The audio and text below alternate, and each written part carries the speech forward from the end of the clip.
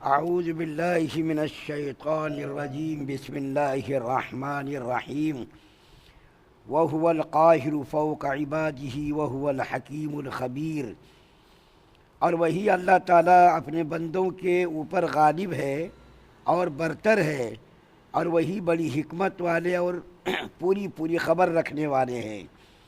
یہ آیت کریمہ پرسوں بھی پڑھی گئی تھی، سورہ انعام کی آیت نمبر 18 ہے۔ اس سے پہلے اوپر کی آیت میں حضرت عبداللہ بن عباس رضی اللہ تعالیٰ عنہما کا ایک واقعہ جو امام بغوی رحمۃ اللہ علیہ نے بیان کیا تھا، اس کو بیان کیا تھا کہ اللہ کے رسول صلی اللہ علیہ وسلم نے حضرت عبداللہ بن عباس رضی اللہ تعالیٰ عنہما سے بطور نصیحت آیت نمبر 17 کے ضمن میں جو روایت بیان کی گئی، اس میں اللہ کے رسول صلی اللہ علیہ وسلم نے بطور نصیحت یہ ارشاد فرمایا تھا: اے عبداللہ بن عباس، جب بھی تم کوئی چیز مانگو اللہ سے مانگو، مدد مانگنی ہو تو اللہ سے مانگو، کوئی سوال کرنا ہو تو اللہ سے مانگو، اللہ تعالیٰ کو عیش و عشرت میں تم یاد کرو، اللہ تعالیٰ تم کو تکلیم میں یاد کریں گے۔ یہ آیت کریمہ اس وقت پڑھی گئی ہے 18 نمبر کی آیت سورہ انعام کی۔ اس کے اندر اللہ تعالیٰ نے اپنی طاقت اور اپنی قوت کا اظہار فرمایا ہے اور مخلوق کی بے بسی، مخلوق کی مجبوری کو بیان کیا ہے کہ اللہ تعالیٰ اگر چاہیں کسی کو نفع پہنچانا، اوپر کی آیت میں فرمایا، تو کوئی اس کو نقصان نہیں پہنچا سکتا، اور اگر اللہ تعالیٰ کسی کو نقصان پہنچانا چاہیں تو کوئی اس کو فائدہ نہیں پہنچا سکتا۔ اسی طریقے سے اللہ تعالیٰ بندوں کے اوپر غالب اور قاہر ہیں، اور وہ بڑی حکمتوں والے اور ہر چیز کو جاننے والے ہیں۔ تو مطلب یہ ہوا کہ پوری مخلوق اللہ کی طاقت کے مقابلے میں بالکل بے بس مجبور ہے۔ اپنی مرضی کے مطابق مخلوق کا کوئی بھی آدمی، چاہے بڑا سے بڑا بادشاہ ہو، چاہے بڑے سے بڑے نبی اور رسول ہوں، چاہے قطب ہوں، ابدال ہوں، غوث ہوں، اپنی مرضی سے کوئی کام بھی نہیں کر سکتا۔ اللہ تعالیٰ کی مرضی کے بغیر کوئی کتنا بڑا بھی انسان ہو، کتنا بڑا بھی ولی ہو، کتنا بڑا بھی غوث ہو، کتنا بڑا بھی قطب ہو، اپنی مرضی سے کچھ بھی نہیں کر سکتا، اور اپنے ارادوں میں پورے کامیاب بھی نہیں ہو سکتے۔ میں آپ کے سامنے کچھ مثالیں پیش کرتا ہوں جس سے پتہ چلے گا کہ انسان کتنا مجبور ہے، کتنا بے بس ہے، اور اللہ تعالیٰ کتنی قوت والے ہیں۔ چاہے کتنا بڑا بھی انسان، حضرت نوح علیہ السلام کا واقعہ قرآن کے اندر اللہ تعالیٰ نے فرمایا کہ حضرت نوح علیہ السلام کو اللہ تعالیٰ نے 900 سال، 950 سال کی عمر عطا فرمائی تھی۔ اتنی عمر میں انہوں نے دعوت و تبلیغ کا کام کیا، بہت کم لوگ مسلمان ہوئے۔ جب اللہ کی طرف سے عذاب آیا اور حضرت نوح علیہ السلام اپنے ماننے والوں کو کشتی میں لے کر سوار ہو گئے، حضرت نوح علیہ السلام کی آنکھوں کے سامنے ان کا بیٹا غرق ہو رہا تھا، اور حضرت نوح علیہ السلام اپنی آنکھوں سے اپنے بیٹے لاڈلے کو غرق ہوتے دیکھ رہے تھے، لیکن ان کو بچانے پر قادر نہیں ہوئے۔ اللہ سے دعا بھی مانگی تو اللہ تعالیٰ نے ناراضگی کا اظہار کیا کہ آپ ایسی دعا مت کیجیے جو آپ کی شان کے خلاف ہو۔ تو حضرت نوح علیہ السلام کے سامنے ان کا بیٹا غرق ہو رہا تھا، اور حضرت نوح علیہ السلام بے بسی کے ساتھ اس کو دیکھ رہے تھے اور اس کو بچا نہیں سکے۔ اسی طریقے سے نبی کریم صلی اللہ علیہ وسلم جو سید الکائنات ہے، ساری کائنات میں سب سے اعلیٰ مقام ہمارے نبی کا ہے، خدا کے بعد ہمارے نبی کا درجہ ہے۔ اتنے بڑے مقام کے نبی، امام الانبیاء، سید الکائنات، دیکھیے کتنے مجبور ہیں۔ نبی کریم صلی اللہ علیہ وسلم کی گود میں ان کے نواسے کا انتقال ہو رہا، اور گود میں دیکھ رہے ہیں، آنسو بہا رہے ہیں، لیکن اس کو بچانے پر قادر نہیں ہے۔ اسی طریقے سے نبی کریم صلی اللہ علیہ وسلم کے بیٹے کا انتقال ہوا، حضرت ابراہیم رضی اللہ تعالیٰ عنہ کا۔ جب ان کا انتقال ہوا تو ان کو دفن کرنے کے لیے قبرستان گئے اور قبر کے اندر اس کو ڈالا، تو اللہ کے رسول صلی اللہ علیہ وسلم نے فرمایا: اے ابراہیم، میں تمہاری جدائی میں بڑا مغموم ہوں، بڑا افسردہ ہوں، لیکن اللہ کے فیصلے پر راضی ہوں۔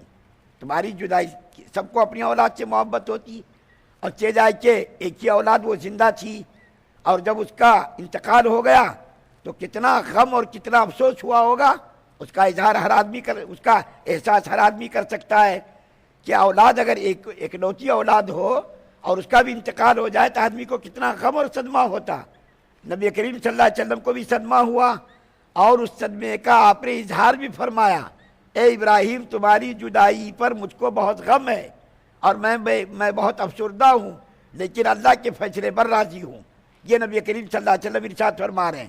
دیکھیے اللہ کے رسول صلی اللہ علیہ وسلم کی بے بسی اور مجبوری کا اظہار دیکھیے کہ اتنی بڑی فضیلت کہ اس کے اللہ کے بعد کسی اور کو یہ مقام حاصل نہیں، جو آسمانوں پر گئے اللہ تعالیٰ کے بالکل قریب جا کر کے بات چیت کی، اتنا بڑا مقام کسی نبی کو اللہ نے عطا نہیں کیا۔ اس کے باوجود دیکھیے مجبوری کا حال۔ ایک اور واقعہ مجھ کو یاد آیا، بنو امیہ کا ایک خلیفہ تھا، یہ واقعہ مولانا طارق جمیل صاحب نے بیان کیا ہے۔ بنو امیہ کے خلیفہ بڑی طاقت اور قوت والا تھا۔ ایک دن ان کے دل کے اندر خیال آیا کہ میں ایک دن اپنے گھر کے اندر رہوں گا اور کسی قسم کی غم کی خبر سنوں گا نہیں۔ انہوں نے تمام امراء سے، وزراء سے، اپنے مقربین سے کہہ دیا کہ میں اپنی باندی جو ان کو بہت چہیتی تھی، بہت لاڈلی، ہر وقت اس کو اپنے پاس رکھتا تھا، اور وہ باندی بھی بڑی دانشمند تھی، ہوشیار تھی اور بڑی ہی حسین اور جمیل تھی، اس باندی پر یہ خلیفہ بالکل فدا تھا۔ تو تمام لوگوں سے کہہ دیا کہ آج کا دن کوئی مجھ کو بری خبر لا کر کے نہ سنائے اور میرے گھر میں بھی کوئی نہ آئے، چاہے کہیں شکست ہو کہیں فتح ہو، مجھ کو کوئی خبر لا کر کے نہ سنائے۔